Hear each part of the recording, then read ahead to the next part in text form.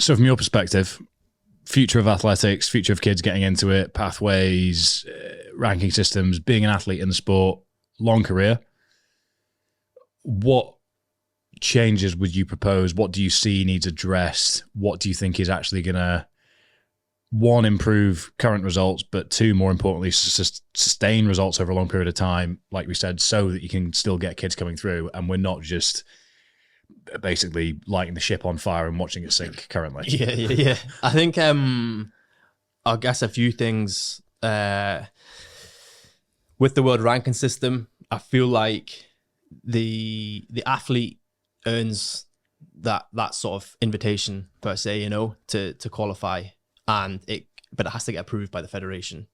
So we either bypass that, it comes straight to the athlete, and they can accept or decline it. Why it goes to the federation first, and it gets accepted or declined from them on your behalf. I got declined in 2016, and they didn't even tell me.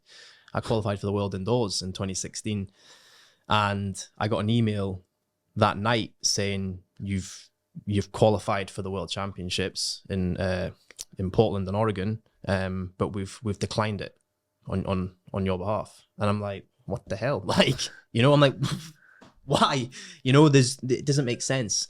What was the rationale given there? There wasn't any. They just they say things like, "Oh, we don't think you'll make finals," or "We don't think you'll medal," and there's grey area. That's the whole fucking point of putting people in a competitive environment, is to see what happens. Exactly. So I say to them well, yeah, I'm not gonna get a medal. I'm not gonna make a final watching from home, you idiots. Yeah. It's as simple as that. And I said, if you're gonna have that mindset, they're obsessed with this medal sort of mentality, and I understand it to a degree, but if that's the case, then why don't we just scrap? It's part of sport, the whole journey through the if the Euros have been on, why don't we just skip straight to Spain, England in the final then? Yeah, let's just have a final. It probably wouldn't have been England in the final. Yeah, that's true. Let's say Spain, France then. Yeah, England would jammy, but let's just put the two best teams at the top.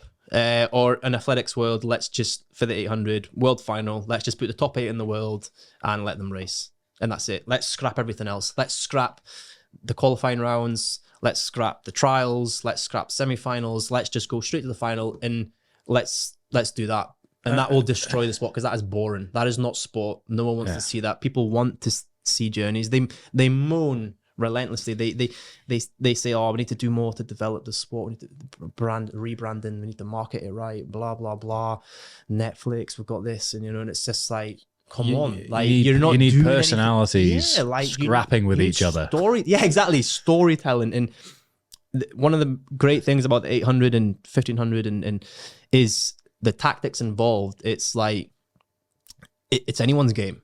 It doesn't matter if you're the fastest guy in the world, or you're a world record holder. You can get tripped up, you can fall over, you can tactically get it all wrong and get out kicked. It's just, that's the nature of it, and that's what sport is all about. That's what makes it exciting.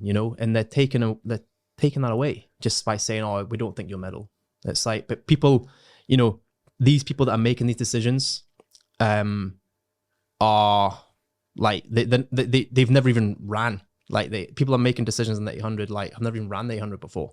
These coaches, it's the wrong people in the wrong positions, making the wrong decisions, and not realizing that it's like athletes pouring their heart and soul into this. A lot of people.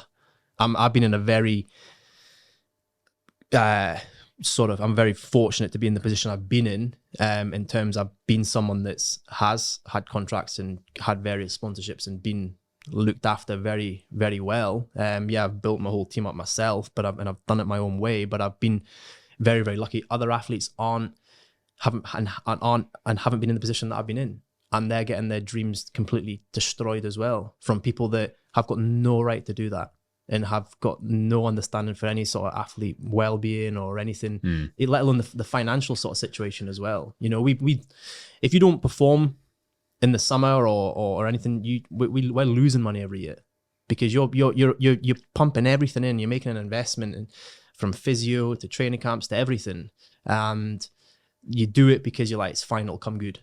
I'll get this medal, or I'll hit this standard, or I'll run this time, and I'll make some money on the bonuses, and I'll do this. It's an investment, and that gets taken away from you.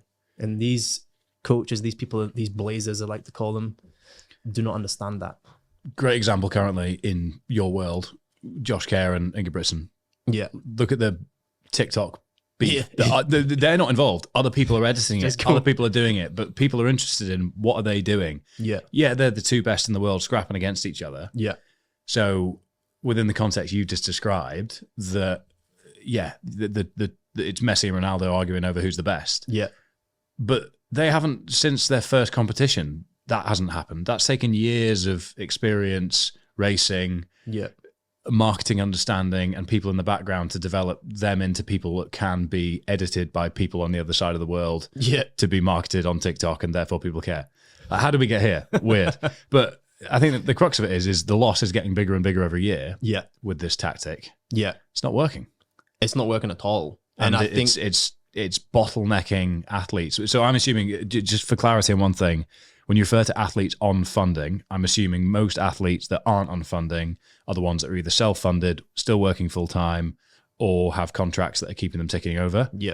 Ones that are on funding, have all those things, probably not working full-time, won't be allowed to work full-time, I'm assuming, actually. Yeah. But they get lottery funding, or they get directly paid by British Athletics. Is that right? Yeah, that's it. Yeah. And in terms of the pool in the 800, let's say, to the best of your knowledge, what percentage of competitive 800 runners at the top are on funding versus not on funding, in terms of anyone that's actually... I mean, you usually pick like 3 per event, really, for the funding. Out of what, a pool of 10, 12?